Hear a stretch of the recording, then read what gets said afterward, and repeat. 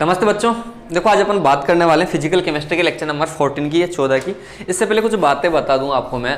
जो आज का लेक्चर है ज़्यादा बड़ा लेक्चर नहीं होगा, छोटा लेक्चर होगा, क्योंकि मैं आज ऑर्गेनिक केमिस्ट्री की जो अपनी ऑर्गेनिक केमिस्ट्री उसकी मैं यूनिट फर्स्ट तो स्टार्ट कर चुका हूँ जूम ऐप पर। 3 बजे से लेकर 3:40 तक रोजाना मेरी ऑनलाइन क्लास होती है। जिसको भी जो भी जुड़ना चाहता है वो जुड़ सकते हैं।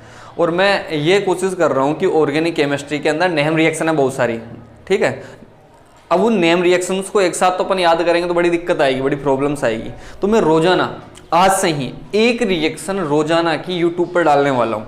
उस रिएक्शन को आप लोग नोट करो। जब अपन ऑनलाइन क्लास पढ़ेंगे ऑर्गेनिक केमिस्ट्री की, वहाँ पर वो रिएक्शन जहाँ आएगी उसको एक बार दोबारा रिवीजन कर देंगे। लिखाना नहीं पड़ेगा मुझे, क्योंकि आप लोग पहले ही लिख चुके होंगे। क्योंकि 30 या 35 नेम रिएक्शन है और एग्जाम में हर साल कम से कम 20-25 नंबर ही आती है वो। अगर जब 20-25 नंबर नेम रिएक्शन से अपन को मिल जाते हैं तो अपन नेम रिएक्शंस को पढ़ने में क्या दिक्कत है। अगर रोजाना की एक रिएक्शन पढ़ोगे आप लोग, 5 मिनट का वीडियो बनेगा, 5 या 10 मिनट का, उसको रोजाना देखना आप लोग, और एक रिएक्शन रोजाना की आपकी कंप्लीट हो जाती है तो क्या दिक्कत है, हैं? अगर 30 दिन के अंदर आप 30 रिएक्शन भी कंप्लीट करते हो ना तो बहुत आगे पहुंच जाओगे आप ऑर्गेनिक केमिस्ट्री के अंदर। क्योंकि अभी तो नवंबर चल रहा है, नवंबर के बाद दिसंबर, तो मेरे हिसाब से इसी साल 2020 के अंदर ही आप लोग 30 रिएक्शन आराम से कंप्लीट कर लोगे, ठीक है। तो इसके बाद मैं एक वीडियो और अपलोड करूंगा जो कि नाम रिएक्शन का होगा, नेम रिएक्शन का होगा, ठीक है।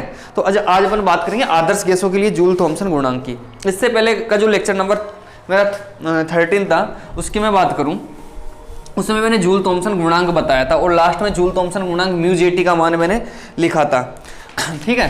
तो अपन यहाँ पर लिखेंगे जो जूल थॉमसन गुणांक था वह क्या होता है। मैं लिखूंगा हम जानते हैं कि, क्या जानते हो आप, μ/J का मान जानते हो ना, μ/J इक्वल टू माइनस ये था अपना del H del P at constant temperature upon Cp। ये अपना जूल थॉमसन गुणांक था, ठीक है। ये आप लोग समझते हो, इसको समीकरण नंबर 1 दे देते हैं। अब मैं ये बोल रहा हूँ अपन ये भी जानते हैं H का मान अपन जानते हैं। अभी इस डेल H में, डेबर H में H का अगर मान रख दें अपन तो अपनी जो इक्वेशन है वो क्या हो जाएगी अपन जानते हैं। लेकिन लिखते चलना है, इसमें कुछ भी नहीं है, मैं नोट्स वोट्स सब एक साथ लिख रहा हूँ। लेकिन H equal to E plus PV होता है। ये अपना समीकरण 2 समझ लो, ठीक है। मैंने लिखा हम जानते हैं कि μ/J का मान लिख दिया मैंने, जूल थॉमसन गुणांक का मान लिख दिया। और ये एंथैल्पी अपन ने काफी बार पढ़ी। इस समीकरण से H का मान यहां रख दें। समीकरण 2 से H का मान 1 में रखने पर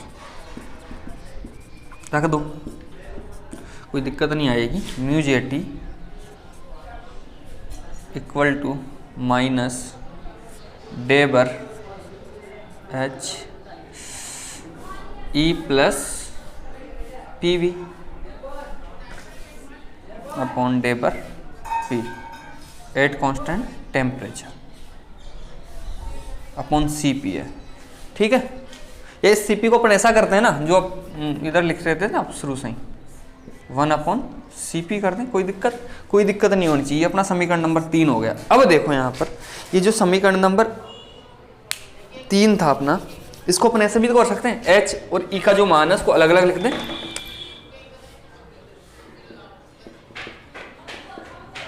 -1/Cp, देखो एक बार, डेबर E अपॉन डेबर P एट कांस्टेंट टेम्परेचर, डेबर PV अपॉन डेबर P एट कांस्टेंट टेम्परेचर। ये अपना समीकरण नंबर 4 हो गया। क्योंकि समीकरण नंबर अपन देते चलेंगे जिससे अपन को प्रॉब्लम नहीं आए बाद में, ठीक है। अब मैं ये बोल रहा हूँ ये जो समीकरण नंबर 4 है, अपन को पता है किसी भी संख्या में ऊपर नीचे गुणा और भाग दे देते हैं। अगर मैं बोलूँ कोई भी इक्वेशन है उसमें को 4 से गुणा करके 4 से भाग देने पर दे सकते हैं, क्योंकि कोई फर्क नहीं पड़ता। तो वैसे ये जो समीकरण नंबर 4 है, इस समीकरण 4 में मैं डेबर V से गुणा करूंगा और डेबर V से ही भाग दे दूंगा, तो कोई प्रॉब्लम नहीं आनी चाहिए मेरे हिसाब से। तो नीचे लिख दो, इसके नीचे समीकरण नंबर 4 के नीचे लिख दो, समीकरण 4 में डेबर V से गुणा करके, समीकरण 4 में इसका जो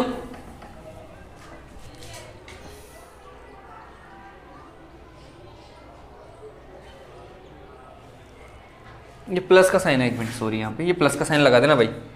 डेबर ई अपॉन डेबर P at constant temperature plus है ना, तो यहाँ पर प्लस लगाना भूल गया था मैं। डेबर पी वी डेबर पी एट कॉन्स्टेंट टेम्परेचर, ठीक ठीक है। अब इसके अंदर दो व्यंजक हो गए, फर्स्ट और फर्स्ट सेकंड, ये वाला। तो इसकी बात कर रहा हूं, इसके अंदर समीकरण 4 में जो अपना फर्स्ट व्यंजक है, प्रथम व्यंजक ये है, प्रथम व्यंजक में डेबर वी से गुणा करके डेबर वी का भाग देने पर, मेरे हिसाब से तो कोई प्रॉब्लम नहीं आनी चाहिए आप लोगों को ऐसा करने में। ये आप लोगों ने उतार लिया होगा क्योंकि मैं मिटाऊंगा, मेरे को प्रॉब्लम आ रही है बोर्ड पे, है ना, बोर्ड छोटा है मेरा थोड़ा सा, तो कोई दिक्कत नहीं आनी चाहिए। मैं इनको मिटा देता हूँ। 2 समीकरण नंबर 2, 3 वगैरह आप लोगों ने दे दी होगी। तो अब ऐसा करते हैं अपन, इसके अंदर डेबर वी और गुणा कर देते हैं और भाग दे देते हैं, और भाग देने पर ये जो इक्वेशन है वो कैसी हो जाएगी, म्यू जे टी माइनस 1/cp। अब देखना इधर, ये डेबर ई है, तो डेबर ई के नीचे लिखो डेबर वी एट कांस्टेंट टेम्परेचर। ये डेबर वी से मैंने भाग दे दिया। अपना जो दूसरा व्यंजक था उसको ऊपर ले जाते हैं, डेबर वी, ये भाग दे दिया, अब गुणा कर रहे हैं, डेबर वी अपॉन डेबर पी एट कांस्टेंट टेम्परेचर। कोई दिक्कत नहीं होनी चाहिए।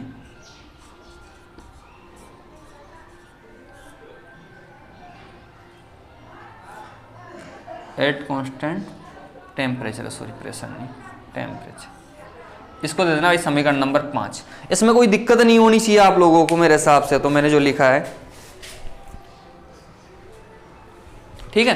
डेबर ई डेबर वी टी, डेबर वी डेबर पी टी प्लस डेबर पी वी, ठीक है। देख लिया। अब आप इसमें देखो, एक चीज देख रहे होंगे, इससे पहले का जो वीडियो था, आपके जो नोट्स होंगे, आपने अगर लिखे होंगे नोट्स, उसके अंदर ये टर्म्स आई थी, और इसको मैं क्या बोल रहा था, इंटरनल प्रेशर या आंतरिक दाब। और आदर्श गैसों के लिए जो आंतरिक दाब होता है वो क्या होता है, 0। अगर ये 0 तो ये भी क्या होगा, पूरा टर्म 0 हो जाएगा, दोनों को मल्टीप्लाई करेंगे तो 0 आ जाएगी। तो अपन लिख सकते हैं यहां पे, आदर्श गैसों के लिए चूंकि आदर्श गैसों के लिए, अब इसको क्या बोलते थे, आंतरिक दाब बोलते थे। अगर याद नहीं हो तो मैं लिख दूंगा डेबर ई डेबर वी टी इक्वल टू 0। इसको लिख लेना, आंतरिक दाब 0 होता है, 0 होता है। अब इसको मिटा दूं भाई मैं, कोई दिक्कत नहीं आनी चाहिए ना।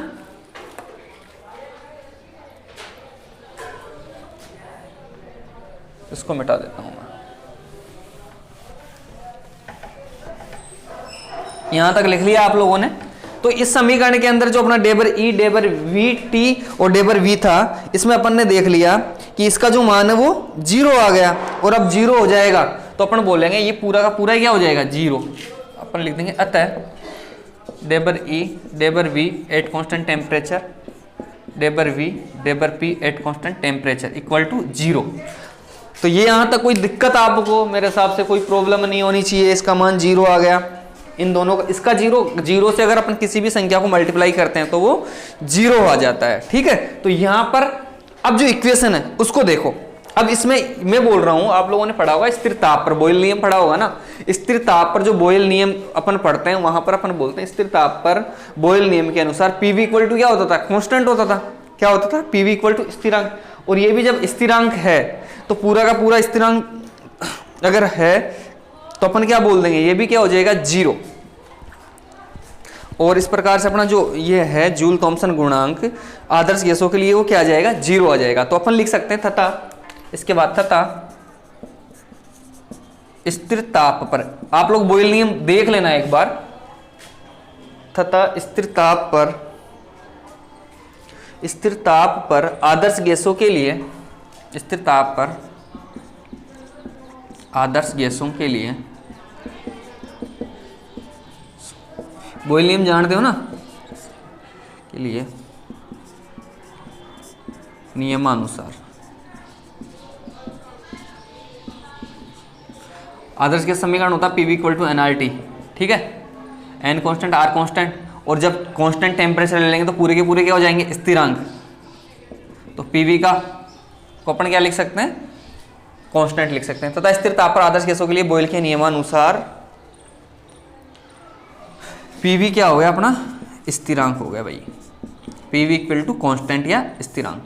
अब देखो जब ये भी कांस्टेंट है ठीक है, तो अपना पूरा का पूरा ये क्या हो जाएगा 0।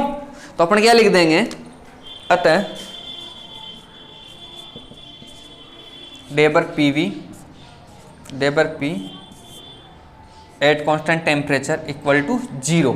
और जब सबके सभी 0 हो गए तो अपन क्या बोलेंगे, जूल थॉमसन गुणांक भी 0। ठीक है, तो ये बात आप लोगों को जहां तक है मेरे हिसाब से समझ में आ गई होगी। इस प्रकार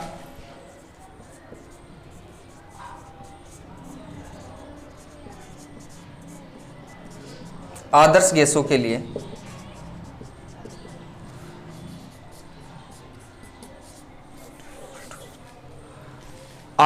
म्यूजेटी का मान क्या हो गया 0। एक बार दोबारा देख लो, मैंने क्या था, समीकरण नंबर म्यूजेटी का मान लिखा, उसमें डेल जो H था H equal to E plus P V रखा, उन दोनों को अलग अलग कर दिया, डेबर ई डेबर पी वी, जो नीचे था डेबर पी एट कांस्टेंट टेम्परेचर लिखा दोनों के अंदर। फिर मैंने क्या किया, जो समीकरण आई थी उस समीकरण के अंदर डेबर वी अपॉन डेबर वी से गुणा और डेबर वी से भाग दे दिया। भाग देने के बाद दो अलग अलग टर्म्स आई, उसके अंदर एक जो टर्म्स थी वो उसने किसका रूप ले लिया था, आंतरिक दाब का। और अपन को पता है आदर्श गैसों के लिए आंतरिक दाब 0 होता है, तो वो जो दोनों टर्म्स की मल्टीप्लाई में थी वो दोनों के दोनों 0 हो गई।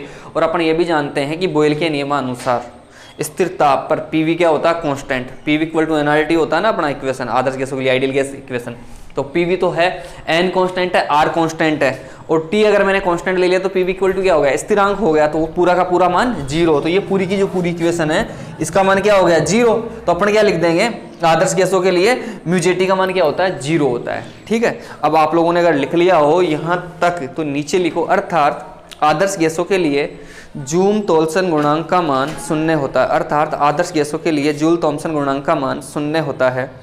क्यों होता है इसका रीजन तो आप लोगों को पता है, क्योंकि मैंने इससे पहले वाला जो लेक्चर था उसमें बताया था कि जो आदर्श गैस होती है उसमें वान डर वाल्स आकर्षण बल 0 होते थे, और ये जो था आंतरिक दाब था वो क्या था अपना, एक तरह से वान डर वाल्स फोर्स की तो बात कर रहे थे अपन वहां पर मैंने लिखवाया था। ठीक है, अर्थात आदर्श गैसों के लिए जूल थॉमसन गुणांक का मान 0 होता है, 0 होता है,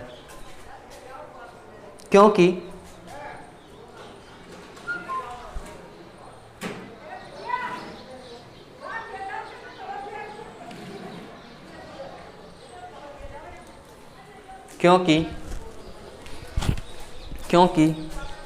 आदर्श गैसों में वान डर वाल्स आकर्षण बलों के मान नगण्य होते हैं। क्योंकि आदर्श गैसों में वान डर वाल्स आकर्षण बल के मान नगण्य होते हैं, नेग्लिजिबल होते हैं।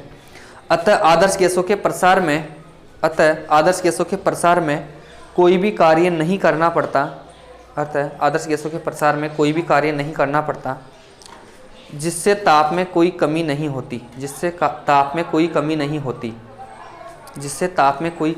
होती, अर्थात जूल थॉमसन प्रभाव 0 होता है। ठीक है, आप लोगों ने लिख लिया होगा, अर्थात जूल थॉमसन प्रभाव 0 होता है। देखो ये जो लेक्चर था मैं अभी देखा मैंने वीडियो के अंदर, इधर वाला पार्ट नहीं आ रहा था ना, तो एक बार दोबारा बता देता हूं। मैंने यहाँ पर म्यूजेटी का मान जो लिखा था 1/Cp डेबर ई डेबर पी, यहाँ पर प्लस आ गया था। इसके बाद मैंने जो समीकरण नंबर 4 था उसमें ऊपर नीचे डेबर वी से गुणा और भाग किया था। तो ठीक है, यहाँ पर ये था डेबर ई के जगह, यहाँ पर इसको अगर काट दें तो अपनी वही टर्म बन जाएगी। तो मैंने लिखा डेबर ई अपॉन डेबर वी एट कांस्टेंट टेम्परेचर, ऊपर ये तो भाग दे दिया, ऊपर गुणा भी कर दिया, डेबर वी अपॉन डेबर पी एट कांस्टेंट टेम्परेचर। इसी व्यंजक की बात कर रहा था मैं, प्रथम व्यंजक की, प्लस डेबर ये जो था उसको ऐसे कैसे लिख दिया, डेबर पीवी अपॉन डेबर टी एट कांस्टेंट टेम्परेचर। और मैंने लिख दिया आदर्श गैसों के लिए जो ये होता है ना, ये क्या होता है, आंतरिक दाब होता है, और ये इसका मान क्या होता है 0, आंतरिक दाब 0 होता है। बाकी तो आप लोगों ने देख लिया होगा वीडियो में। ठीक है, थैंक यू सो मच, आप लोगों के हाई होप समझ में आया होगा अच्छे से। Thank you.